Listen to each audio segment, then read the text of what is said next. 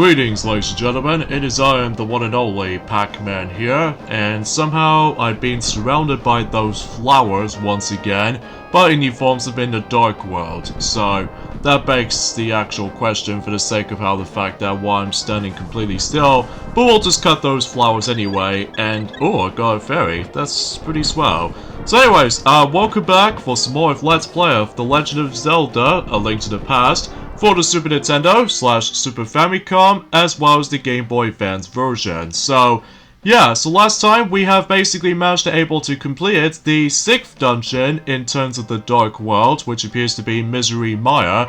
So today, for this episode, is the fact that we're about to be moving on to the 7th dungeon in terms of the forms of Dark World, and that's what appears to be, well, assuming if we're able to actually just try to able to hit in there first. So let's go ahead and use the magic mirror onto that spot. So once again, we're able to actually walk back onto the light world for the sake of Hyrule, and it's a good thing that we've actually got every single items throughout the game, so this means we can now able to actually just to progress, such as for instance with the forms of that magic hammer, ever since in Dungeon 1 from the likes of the Dark World, despite the fact that I just somehow keep on getting hit by certain enemies and all that stuff. Come back here, fairy! I need you! Okay, there we go. Oh man, that was something else. And also, not to mention though, is the fact that also during the last video is the fact that we also managed to able to get ourselves some quite a few heart pieces and stuff like that until we able to actually decide to caught up for the sake of the forms of the actual heart containers front. So as a result though, we pretty much sorted that out. So anyway, so yeah, that's as far as I can say about it. So alright, so we need to climb up there, and as you can see, we actually still want to cross those 3 stalls that we can able to actually activate by simply using the magic hammer, and all you have to do is just basically you have to able to not do that because that thing does not trigger it apparently. So instead of the actual gonna do like left, right, or at the very top, so instead we have to able to follow the correct order for the sake of the forms of that particular stalls to hammer with. So in this case, let's start hitting the right, and the top, and finally the left. And if you do it correctly, the magic portal appears. And basically, we ended up on top of the forms of that particular next dungeon.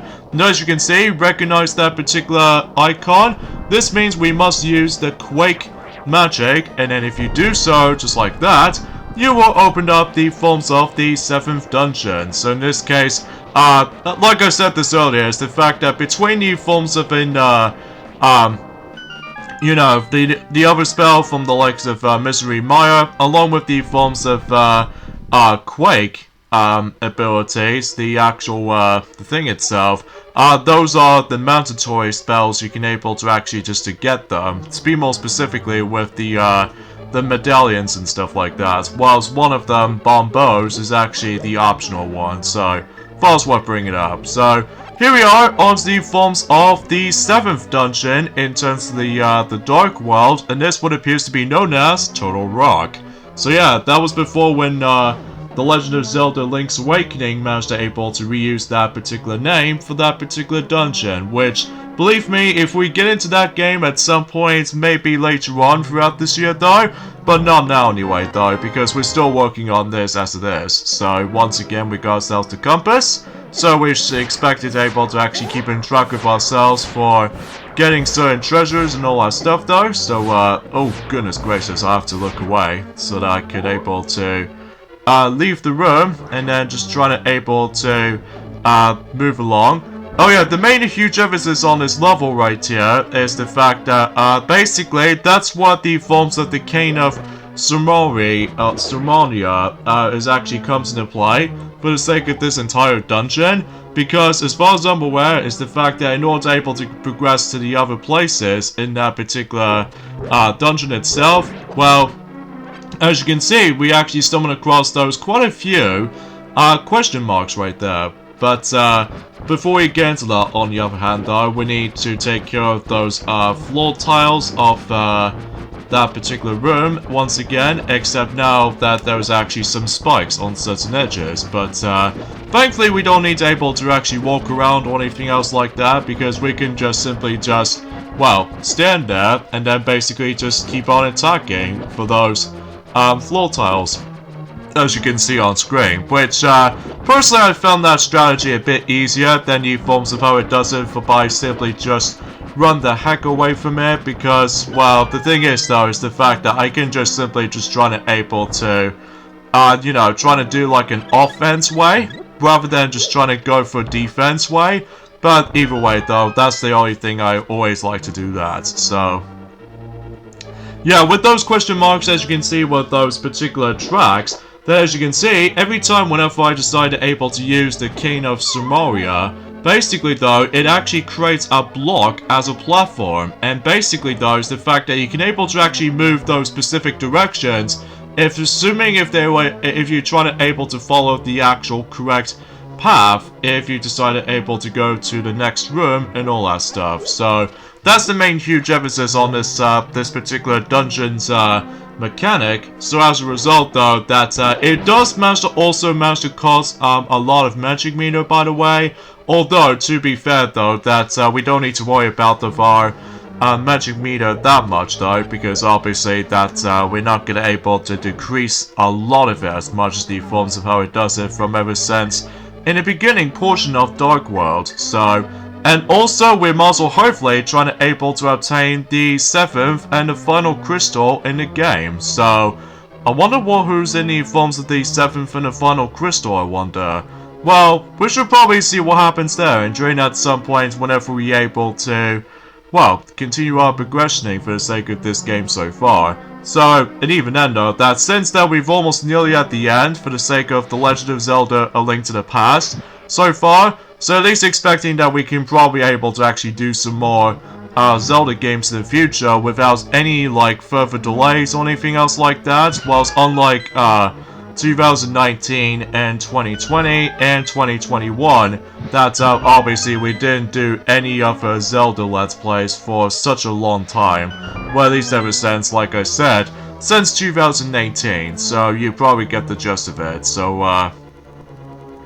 but anyway, today's day is of course the 23rd of February today, in this case in 2022 today. So I can't even believe it's been about a week ago since the Mercy Toys, as far as the actual YouTube channel is concerned, that particular channel has now been up for about 11 years now, which still I can't even believe time itself just went flying by almost, especially noticeable about the fact that, well, you know, like I said it earlier, ever since and during the course of well, let's just say in Warrior Land 4 Let's Play, or to be more specifically in this game's Let's Play so far, that I don't think I can probably able to explain about that again, because, well, it might be a bit of a repetition when it comes to likely mentioning the exact same things over and over and over again. So, I thought it's worth bringing it up. And also, as you can see, that we managed able to actually just to have some struggles with that section, by the way, because in order to able to progress sometimes, that's basically though is the fact that we need to able to lit up the actual lanterns with the actual fire rod, just in case you can able to actually just lit all 4 of those little fire lanterns, and then basically though, once these those things will be active, basically though is the fact that you can able to proceed to this room, which not only does it contains the small key, that way we can able to actually progress, and also the dungeon map as well. And as far as for this particular dungeon is concerned, it doesn't usually contain that much floors, but some of the other rooms might go a little bit more larger, just because, like I said this before, the main emphasis on this particular dungeon though is the fact that you have to keep on using the Cane of Sumeria if you manage to able to decide to progress on certain situations, so... but that'll be the actual main specific reason alone, so in fact, there's actually a trick to this when it comes to likely just trying to use the Cane of Sumeria, which I think I probably will show that off until whenever we get to the end game portion, because obviously I don't think I can able to mention about this right about now, I don't think. So yeah, let's just go ahead and continue. Oh, we got these kind of a weird enemies that looks kind of like pokies for some reason, except, well, basically though, we can't just jump on them, unlike Mario and stuff like that. Well, usually because pokies always attempt to... isn't that supposed to be like a similar design as chain jumps? Huh. How weird is that? Well, mind you, I do definitely know they do have their different name, but I know for the fact that it has been about quite a long time since I've actually known about something related to Zelda enemy types and stuff like that, because, well, the easiest part about the Mario series is the fact that I basically know every single enemy. Well, apart from a couple of exceptions for certain old school Mario games sometimes, but regardless of everything else though, it's just the fact that with the actual simple, like, preference or something like that, so... Anyways though, so let's go ahead and, activate that switch there, and I need to be able to figure this out though, because we need to get these chain jumps out of the way, so just in case we can able to solve this particular... I would classify for saying we need to, shove that block somewhere, so such as like that, so... And that way, the treasure chest pops up, and all that stuff. It doesn't really matter what blocks you're able to actually shift it into. So in this case, we got another small key. So, at the very least, we actually just got that. And now we're on to B1 so far. So let's go ahead and use one of our magic powders, so that way we could not to get hit by those things. And, oh no, I think my magic meter is going to be wasted. Hold on. I wonder if I can able to just try to find more magic so that I can able to actually use the magic powder as much as I can. So I need able to regenerate my health after getting hit by multitude of things, specifically with those chain jump like enemies and stuff like that. Mind you, you can't kill them because obviously they're invincible, so to be expected by this point. Okay, I'm having a hard time trying to able thank you. That took a bit of while to able to actually get that aiming shot correctly for not only just trying to get rid of those little rotating skull things by using magic powder, but also just get our fairy to able to replenish our health, or just refuel our health, so... One thing I liked about this particular dungeon itself though actually is the fact that, as you can see, that we actually stumbled across those little pipes, and because of that though, I don't think there's any way you can able to actually just to go whatever directions you go to. So if you go into this pipe right here, basically you'll be forced to go into one of those pipes. Like for instance, I ended up going, let's just say, up to the top left corner. So in this case though is the fact that I can able to just force to go that way, so... Alright, so... I think we're more able to actually just go ahead and start from that bit over there, so we can able to actually just see some other bits and bobs first, so... But don't worry, we'll be back on that particular area until later on, so please do not worry. And of course, much like before, we still need to... Oh my god! Oh jeez, I don't want to get caught by that particular yellow spinny thing or what have you. Darn it. I somehow turned into a rabbit again. Hi. But luckily though, I turned back to normal again. Oh jeez, I forgot about that eye on the wall over there. So yeah, that's another thing that's usually introduced in this particular dungeon sometimes, and that is the forms of that eye wall. And basically though, if you try to able to look at the exact same direction, as in what that eye wall attempt to able to try to attack you with, well basically though is the fact that one of the eye walls will attempt able to shoot lasers at you, so you have to be very careful with that. Because otherwise, the only way you can able to actually avoid those little things is by simply is how to look away. Like, I highly suggest you would able to, let's just say if you're able to just do that, and then try to hold down the sword technique for a spin technique, and then basically though, you would able to get protected by not to get hit by that particular laser beam, so... And look at that, we got ourselves the big key, so looking good so far. So in this case though, in addition to trying to open up the big chest, but also we can able to actually proceed to the next boss. So, but that'll be for later, so... Alright, sweet, we actually now got ourselves our full magic meter, so kudos to that. So anyways, let's go ahead and head back into one of those exact same pipes as we've already explored from before. But except the fact that we're not going back onto the exact same direction as last time, so in this case though, we are now going on to the left one. And that way, we can able to actually just to go on to the different room. And from here, more Pokies to deal with. So, in this case though, oh jeez, that another annoying fireball floor thingy right there, which I seriously think that particular obstacle will just get on my nerves sometimes. And on top of all that stuff though, thankfully that yellow spinny thing just managed able to be gone for the sake of likely touching something that's usually solid, like a wall, or in some cases I'll give you some credit for that particular fireball thingy, that it allows that particular yellow thing to disappear. So kudos to that, I suppose. So anyway though, I don't think there's anything else in there apart from going down there, and we can able to actually go to the left to see what's in here though. It's just basically more skulls and some more restock items. Oh god! It's like an ambush! Well, actually, go think about it. There was actually a crack on the wall somewhere. Which, in this case, let's go and use one of our bombs. So, if we manage to let this thing blow up, and that way, we're able to get out of this section. And turns out, we back onto the forms of that particular Death Mountain segment right here.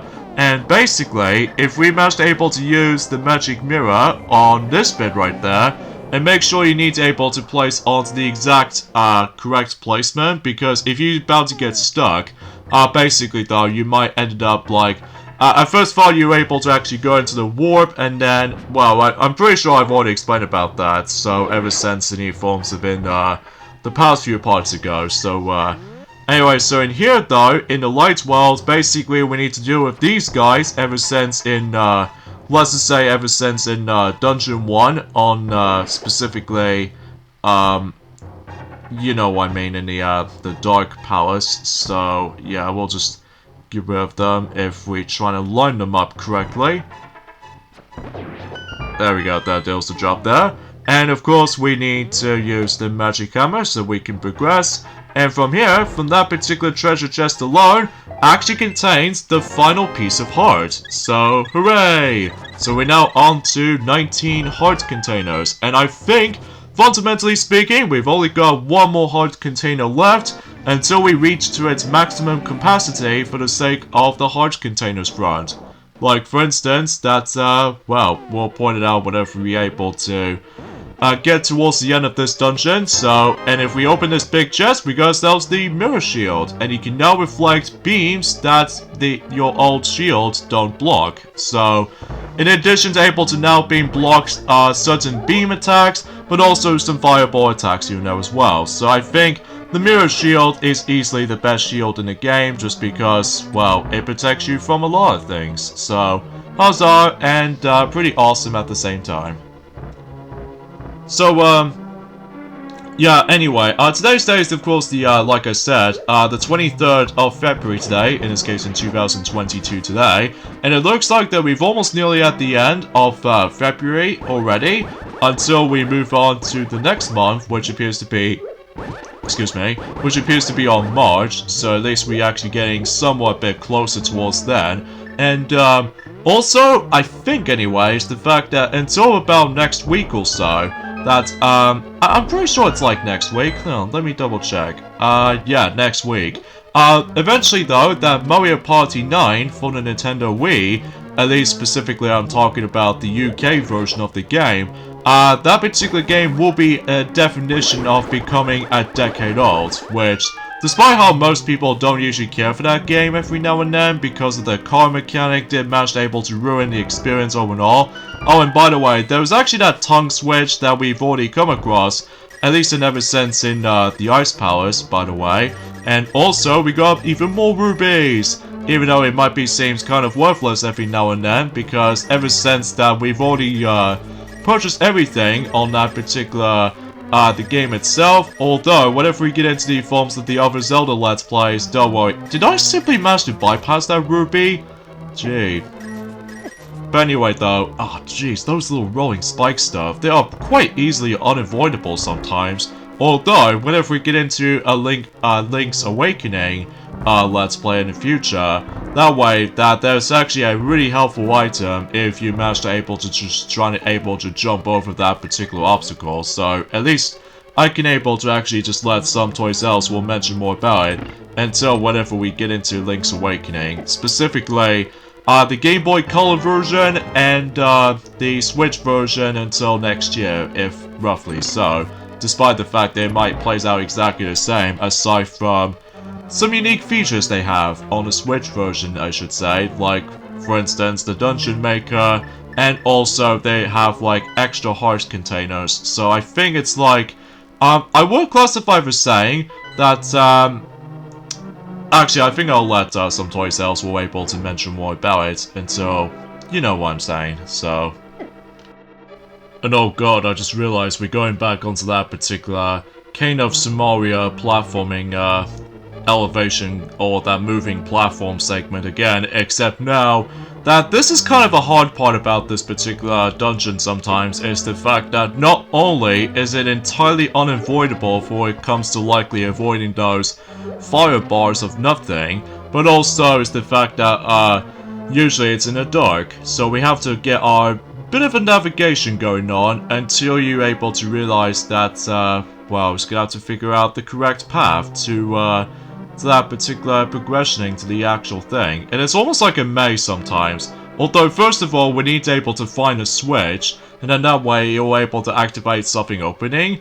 So, in this case, though, is the fact that we need to navigate for this dark, murky kind of maze structure of that particular section, which, I will say, this is easily the hardest part about this particular dungeon for me. Although, thankfully, unlike any forms of the majority of everything for the sake of the ice powers, which I still find that particular powers to be a lot tough and difficult, but regardless of everything else though, I think to me, Turtle Rock wasn't all that hard. Well, at least it is still a bit tough, but I don't think it wasn't all that bad, honestly. But despite with the forms of that Cane of Samaria segments, that you always have to rely on that particular, you know what I mean, the moving platform and stuff like that. So yeah, you can probably get the gist of it. So anyway, since we've already managed to activate the switch from about a few seconds ago, but now we still need to figure out which way are we about to be going. But assuming if you're able to get the correct movement of that path, then you should be able to actually leave. So, oh wait, that was a lot of navigation there, and trying to. Oh god. Okay, we need to be able to just start again. But anyway, so let's go ahead and we're still on B2 though. Good lord, what's wrong with me today? Okay, let's just go ahead and just take it slow. Thank you. So, yeah, we've already noticed there was actually a locked door, so in this case we need to hit in here, and then hopefully we'll try to find the key somewhere for those chests. So, oh jeez, I'm almost gonna be dying, so, because I'm thinking those beams are quite overly powered, so yeah, it took me about 2 hits, and I somehow died instantly, because in addition to able to give ourselves a knockback after getting hit anyway, but also I've lost 1 health from falling off, so that's a bit of unfortunate. Oh gosh, we have to deal with that enemy, and on top of all that stuff though, we have to rely on those laser beam things to dodge as well. Oh jeez. I can definitely see why that this is potentially is what I would classify for saying that this is by far this is the second hardest dungeon in the game. Clearly because, well, I just keep on getting a lot of deaths like that, so which isn't good. Especially noticeable about the fact that, well, I think I've only got 2 fairies left in these 2 bottles respectively. So yeah, I think I need to able to like, well, assuming if my fairies has been wasted, well, basically I'm gonna have to able to actually just go back onto the fairy fountain again, and then just, well, trying to able to actually regrind some of my fairies again. So yeah, that might be, oh jeez, quite unavoidable. But anyways, let's dash forward. But at least we actually got out of that room for right now, so there's no point for able to going back there again.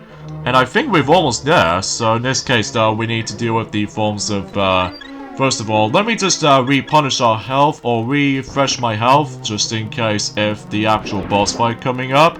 So, anyway, I suppose I should probably forgot to mention about this. Ever since and during the course of the past few weeks ago, for the sake of the forms of this entire Let's Play so far, that apparently though, that you guys even remember back in the forms of 2002, despite some people do remember 2002, whilst usually I haven't exactly experienced for that front, but yeah, apparently that Salt Lake City, 2002, the I would say the United States Winter Olympic Games has become 2 decades old recently, which, sure, the opening ceremony did manage to start until 8th of February, so at least that's that, I suppose. And then the actual closing ceremony was in 24th of February, so yeah, I can't believe that particular Salt Lake 2002 Winter Olympics is now 2 decades old now. So because of that though, yeah, time flies, doesn't it?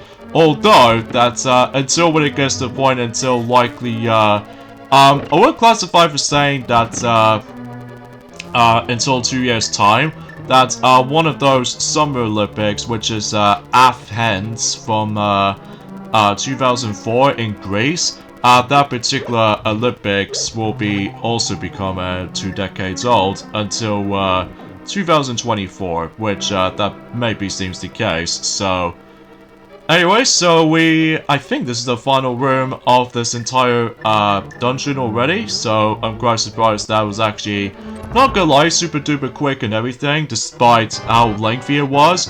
But anyways, here's the forms of the next boss fight right here, which appears to be, Trian next, which, basically we have ourselves, let's just say, a 3-headed, kind of dragon kind of thing. And basically, in order to deal with this particular boss fight, first of all, we need to take care of the forms of the ice version, or in this case, the 2 elemental heads, that basically it actually just managed to able to just deal with the damage. Like, basically, we need to use the ice rod for the fire one, and then use the fire rod on the blue head, so at least that's pretty easy when you get the hang of it though. But I think the hardest part about this fight sometimes though is that, much like the forms of one of those boss fights from the likes of in the Dark Palace, that we actually did manage to take down the forms of Halmasor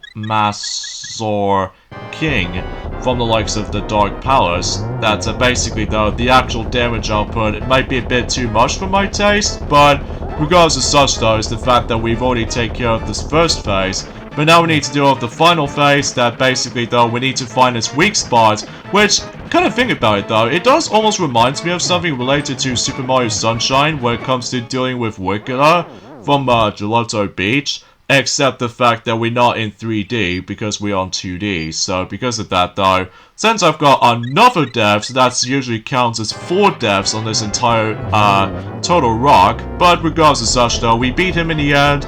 So, few sword sweeps on him, and you should be good to go.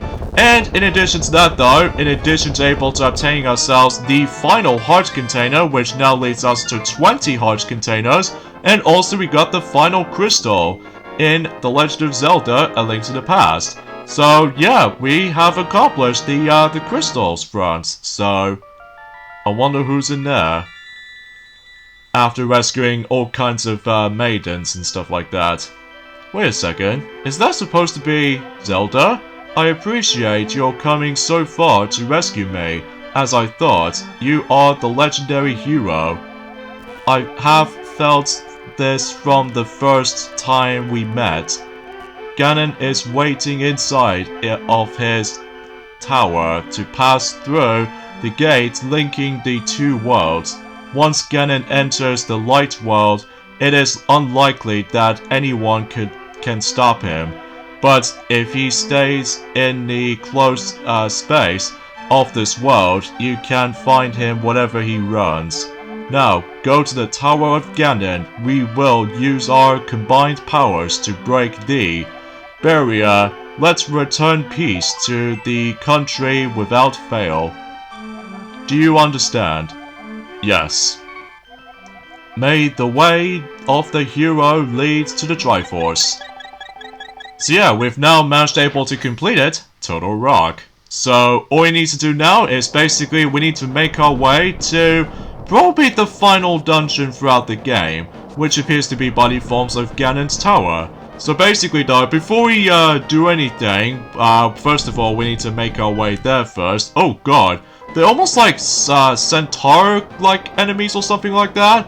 But I don't know, it has been a long while since I actually did manage to mention something like that. But anyway, so after bypassing that section right here, well, despite the fact that I just keep on getting hit most of the time, but regardless of such though, at least we got some rubies at the very least. So here we are, onto the forms of Ganon's tower as we progress. So yeah, Pac-Man, we are going to break the barrier of Ganon's tower with our power.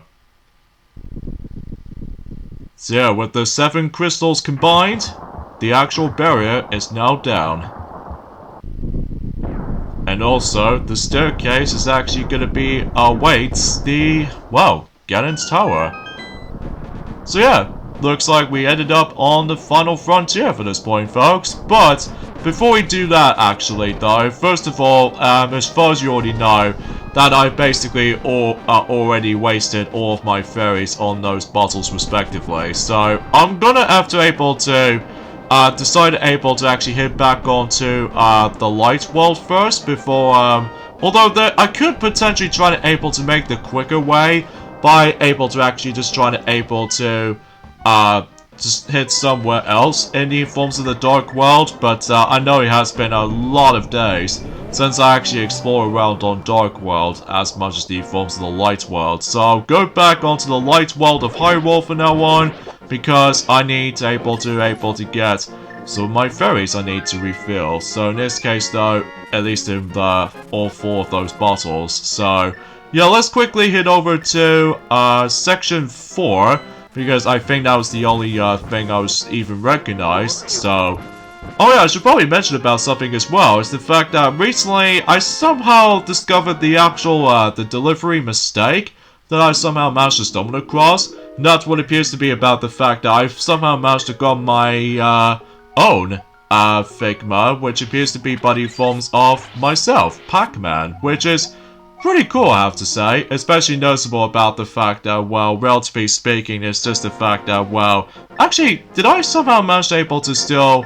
Oh, okay, I wasn't paying attention, because either way though, that since I managed to die 4 times on Total Rock, which I still classify for that particular dungeon to be kind of tricky and difficult. Well, nothing compared until whenever we get into the final dungeon throughout the game, but again, we'll explain more about it until whenever we get to this point. So anyway, so let's go ahead and just once again dash forward until we're able to actually just to climb back up again on Death Mountain again.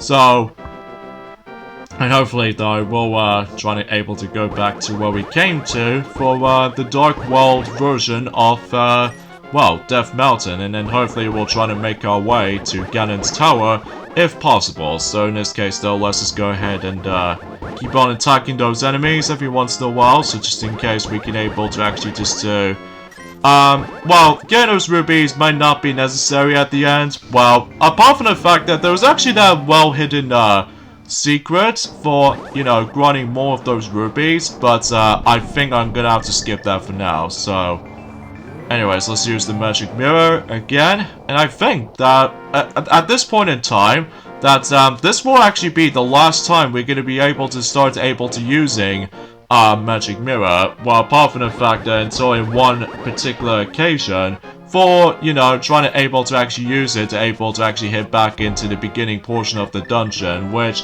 I think I've already explained about that ever since in Dark Palace. So yeah, I don't think there's anything else I can probably mention that again. So anyway, so let's go ahead and head back over to the exact same part as in whenever we did manage to although luckily though, the portal is still there, so in this case though, you don't need to deal with the forms of trying to actually just use the magic hammer, just trying to go for the exact same pattern again. So at least the progression is saved. So alright, so let's go ahead and keep on dashing forward, and then hopefully we should probably head back on to right in front of the forms of the entrance to Ganon's Tower again. Well, despite the fact that I just somehow get hit easily though, but I might be alright with that, but hopefully I'll get the heart at some point. So, with that being said though, I think I'm gonna have to end things off at this point right here. So join me next time on Let's Play The Legend of Zelda, A Link to the Past. And that is the fact that we are tackling through the final dungeon in the game, Ganon's Tower, sorry. So I'll see you guys until on Friday. Later, fellas.